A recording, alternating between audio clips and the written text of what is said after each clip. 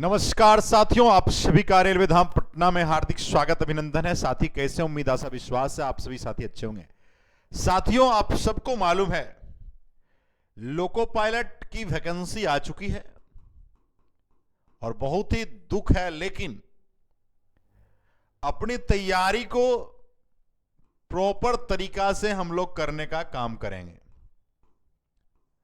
आप सबको मालूम है कि रेलवे धाम पटना एलपी टेक्नीशियन, जितनी दुख आपको है उससे ज्यादा दुख हमें है, क्योंकि इस चैनल का नाम इमोशंस रेलवे से जुड़ा है। देखिए, रेलवे धाम पटना हमारा और आपका दोनों का इमोशंस है रेलवे धाम पटना से।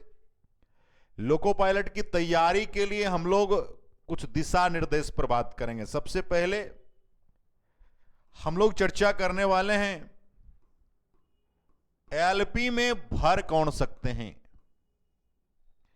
देखिए, अगर लोको पायलट टेक्नीशियन की बात करेंगे तो आईटीआई वाले लोग भरेंगे। आपको पता है कि 2 साल वाले आईटीआई होते हैं, 1 साल वाले भी आईटीआई होते हैं, दोनों लोग एलिजिबल हैं। पॉलिटेक्निक वाले लोग भी भरेंगे। पॉलिटेक्निक को ही आप डिप्लोमा इन इंजीनियरिंग आप कहते हो, ये भी लोग एलिजिबल हैं। तीसरा, बीटेक वाले, बैचलर ऑफ टेक्नोलॉजी या बी वाले एलिजिबल हैं इस पद के लिए। यानी ये जो आप देख रहे हैं ये आपकी शैक्षणिक योग्यता है। शैक्षणिक योग्यता कम से कम आईटीआई है, पॉलिटेक्निक है या डिप्लोमा जिसे आप कहते हैं, या बीटेक या बी है, वो लोग इस पद के लिए एलिजिबल हैं। हम देखेंगे कि कौन से ट्रेड वाले एलिजिबल हैं, ये भी हम लोग विचार करेंगे। यदि हम बात करेंगे, देखिए, यही नोटिस रेलवे भर्ती बोर्ड के द्वारा दिया गया है और बहुत दुख है कि मात्र 5696 पद दिया गया। यानी आप कहोगे 5700 में भी 4 कम दिए गए। आप देखेंगे तो लेवल 2 का जॉब है, असिस्टेंट लोको पायलट। मेडिकल इसमें A1 होनी चाहिए, तभी आपको रखी जाएगी। एज 18 से 30, 1/7/24 तक है, 18 से 30 एज होनी चाहिए। लेकिन फिर कैटेगरी के हिसाब से एज का रिलैक्सेशन भी दिया जाएगा, जिसमें यदि बात हम लोग करेंगे कि कौन कौन ट्रेड अप्लीकेबल हैं साथियों, लिखा है, देखिए, मैट्रिक के साथ आईटीआई होना चाहिए, रिकॉग्नाइज्ड इंस्टीट्यूशन, एनसीबीटी या एससीबीटी, चाहे राज्य सरकार हो या केंद्र सरकार हो। फीटर वाले लोग एलिजिबल हैं, इलेक्ट्रीशियन वाले हैं, इंस्ट्रूमेंट मैकेनिक वाले हैं, मिल रिंग मेंटेनेंस वाले हैं, मेंटेनेंस मैकेनिक वाले, मैकेनिक रेडियो एंड टीवी वाले, इलेक्ट्रॉनिक मैकेनिक वाले लोग एलिजिबल हैं, मैकेनिक मोटर व्हीकल वाले लोग हैं, एमएमवी भी लोग कहते हैं, वायरमैन वाले हैं, ट्रैक्टर मैकेनिक हैं, आर्मेचर एंड कूल बाइंडर हैं, डीजल मैकेनिक हैं, हीट इंजन है, टर्नर है, मशीनिस्ट है, आरएसी वाले लोग हैं। उसके बाद आपको यही सब आईटीआई वाले लोग एलिजिबल हैं। यदि बात करेंगे उसके बाद जो 3 इयर्स का डिप्लोमा किया है मैट्रिक के बाद, मैकेनिकल से, इलेक्ट्रिकल से, इलेक्ट्रॉनिक्स से, ऑटोमोबाइल से, वो भर सकता है। कंप्यूटर साइंस वाले नहीं भर सकते हैं। सिविल इंजीनियरिंग से जो डिप्लोमा किया है इसमें एलिजिबल नहीं है। आप देख सकते हैं कहीं भी सिविल का नाम नहीं है। डिग्री इन इंजीनियरिंग यानी बीटेक आपने करी है, वही जो डिप्लोमा वाले, यानी मैकेनिकल वाले बीटेक भर सकते हैं, इलेक्ट्रिकल वाले भर सकते हैं, इलेक्ट्रॉनिक्स वाले और ऑटोमोबाइल वाले। बस इतने ही लोगों को एलिजिबिलिटी रखा गया है एएलपी पद के लिए, यानी असिस्टेंट लोको पायलट के लिए। अब यदि बात हम करेंगे, चीजों को समझने का आप सभी साथी प्रयास करेंगे। सबसे पहले भर्ती की प्रक्रिया क्या है। देखिए, अभी हम सिर्फ और बात कर रहे हैं एएलपी को लेकर। ये निकम्मी सरकार टेक्नीशियन की वैकेंसी ही नहीं दे पाई है और मात्र सीट दी है, देख लीजिए 596। भर्ती की प्रक्रिया क्या है, सबसे पहले आप जान लीजिए। सबसे पहले भर्ती की प्रारंभिक प्रक्रिया है कि सीबीटी 1 होगा, फिर सीबीटी 2 होगा और उसके बाद सीवीएटी होगा, जिसको आप साइको के नाम से जानते हैं। 3 परीक्षा उत्तीर्ण करने के बाद आपको हाथ में रेल चलाने की अनुमति दी जाएगी। आइए, सबसे पहला देखिए, बोला गया है पहला स्टेज सीबीटी होगा यानी सीबीटी 1, दूसरा सीबीटी यानी सीबीटी 2 और तीसरा है कंप्यूटर बेस्ड एप्टीट्यूड टेस्ट और डॉक्यूमेंट वेरिफिकेशन, यही साइको होंगे। यानी इसको आप ये भी मान लीजिए कि सर जी सीबीटी 3, क्योंकि ये भी कंप्यूटर आधारित टेस्ट होंगे। अब आइए कि सीबीटी 1 में क्या है साथियों। सीबीटी 1 की बात आप करेंगे लोको पायलट टेक्नीशियन में, तभी टेक्नीशियन तो है नहीं, लेकिन सिलेबस सेम थे।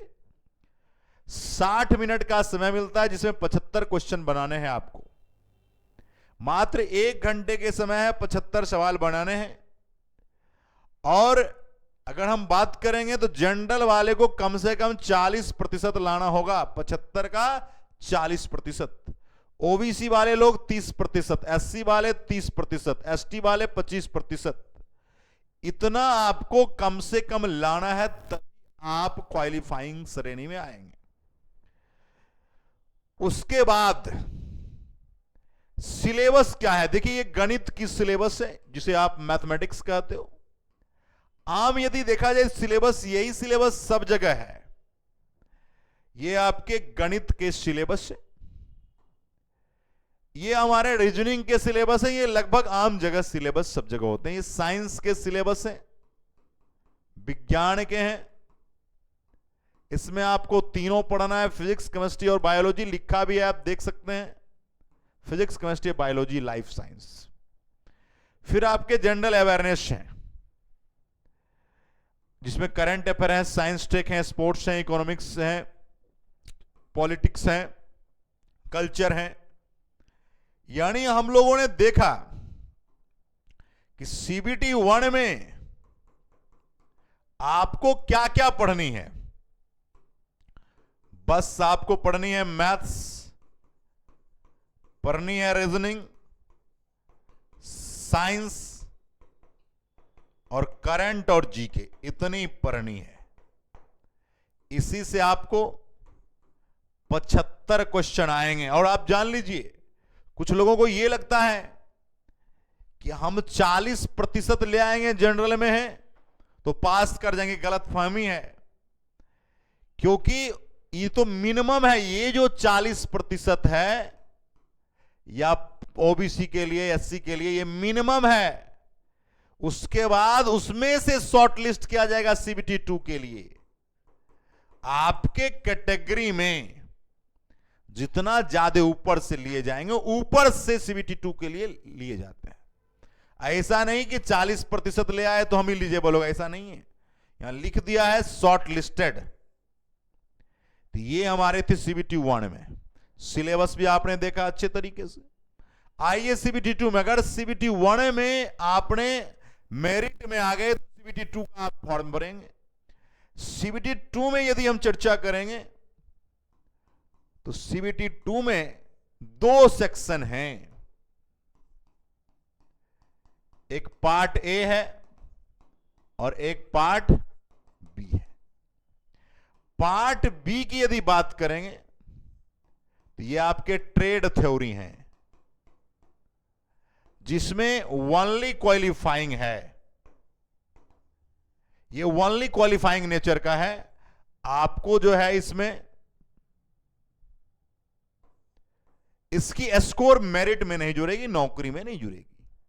आइए सबसे पहले देखिए, लिखा है ड्यूरेशन 2 आवर्स 30 मिनट, जो कि part A and part be together. Part A में आइए 90 मिनट का समय है, 100 क्वेश्चंस हैं। इसमें भी देखिए दिया गया है 40%, ये ओबीसी के लिए आपका 30%, ओबीसी के लिए 30 नहीं होगा, 35 होना चाहिए ना। एससी के लिए 30 और एसटी के लिए 25। ये आपके हैं। 2% पीडब्ल्यूडी के लिए है ना, यानी जो विकलांग छात्र हैं। अब देखिए पार्ट ए में सिलेबस वही मैथ्स है पुराना, वही रीजनिंग है पुराना जो सीबीटी 1 में आपने पढ़ा था। ये एक नया सब्जेक्ट है, बेसिक साइंस इंजीनियरिंग ड्राइंग। लेकिन इसमें भी ड्राइंग के क्वेश्चंस रहेंगे। पिछले बार ड्राइंग के क्वेश्चन कम थे, लेकिन इस बार ज्यादा रहेंगे, इस बात को याद रखिएगा। क्योंकि सीट कम है, लड़के ज्यादा हैं, तो भैया कंपटीशन को घटाने के लिए वैसे सब्जेक्ट पर ध्यान ज्यादा देना है जो सब्जेक्ट पहले कम पूछे जाते थे या कम पढ़ते थे लोग ड्राइंग में। और ड्राइंग के साथ साथ इसमें आपका फिजिक्स का कुछ पोर्शन है, उसके बाद कुछ इन्वायरमेंट का सवाल है, ऑक्यूपेशनल हेल्थ सेफ्टी के सवाल हैं, सिंपल मशीन और लीवर के सवाल हैं। ये सवाल आते हैं इंजीनियरिंग ड्राइंग के अलावा। ये सब सिलेबस है। जनरल अवेयरनेस में आइए, जो आप सीबीटी 1 है, तो ये सीबीटी 1 में भी ये पढ़ना है, ये ओनली सीबीटी 2 में है। ये जो पीछे आपने देखा था, ये सीबीटी 1 में ये भी है और ये भी है, यानी इसकी तैयारी अगर सीबीटी 1 में कर लेते हैं, सीबीटी 2 में सिर्फ और सिर्फ बेसिक साइंस इंजीनियरिंग ड्राइंग करनी पड़ेगी। तो ये हमारा मेजर है। और ये आप जान लीजिए इसके बारे में, ये अकेले 40 नंबर पूछता है, 100 में 40 और 60 में पूछता है करंट, जीके, मैथ और रीजनिंग। पार्ट बी में आइए। पार्ट बी में मैंने पहले ही कहा था कि ट्रेड आपके हैं, लेकिन ये ओनली क्वालिफाइंग नेचर है। मैंने कहा था 75 क्वेश्चन है, जिसमें मात्र 35% लाना है। और आप जान लीजिए सभी को लाना है, किसी को रिलैक्सेशन यहां ट्रेड में नहीं मिलने वाले हैं, चाहे ओबीसी में है, एससी में है, एसटी में है, विकलांग है, जनरल है। भैया तो यहां पर बहुत सतर्क हो जाइए। ट्रेड थ्योरी यदि आपकी अच्छी नहीं है तो आप फिर डिस्क्वालीफाई हो जाएंगे, ठीक है। इस और डीजीईटी के वेबसाइट पर जाके देखिए ट्रेड की सिलेबस क्या है, और यही सिलेबस को आपको फॉलो करना है और उसी तरह के क्वेश्चंस पर ध्यान भी देना है। अब यहां से आगे बढ़ते हैं। तो सीबीटी 1 की जो मेरिट थी, सीबीटी 2 में ट्रेड ओनली क्वालिफाइंग है, यहां से कुछ नहीं होगा। लेकिन पार्ट ए जो था 100 नंबर वाला, यही आपको सीबीटी 3 यानी साइको के लिए आगे बढ़ाएगा। साइको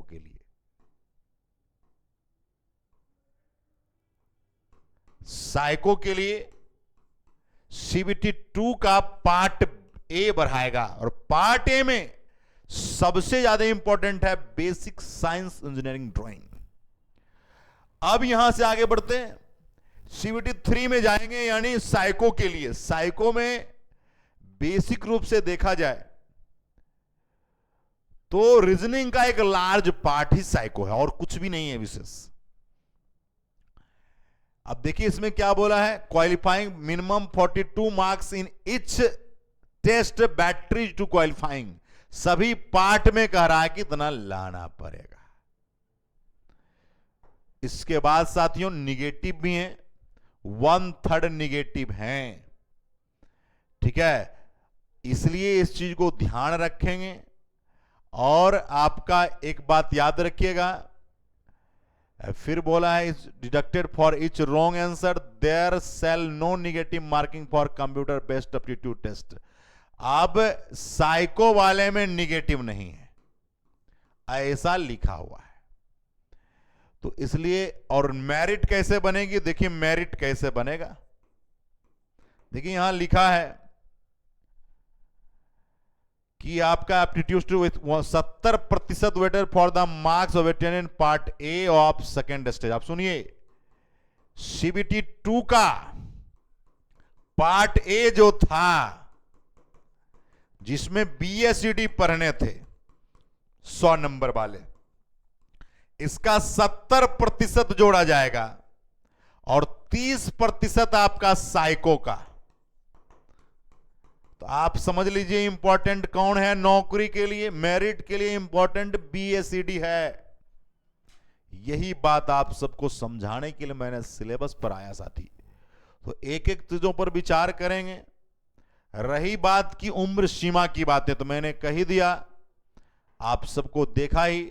और जैसे सेंट्रल गवर्नमेंट का नॉर्म से, उसी नॉर्म से कैटेगरी वाइज आपको एज में भी रिलैक्सेशन देने का प्रावधान रेलवे ने बताया है। तो साथियों, ईमानदारी और शिद्दत से पढ़ाई करिए।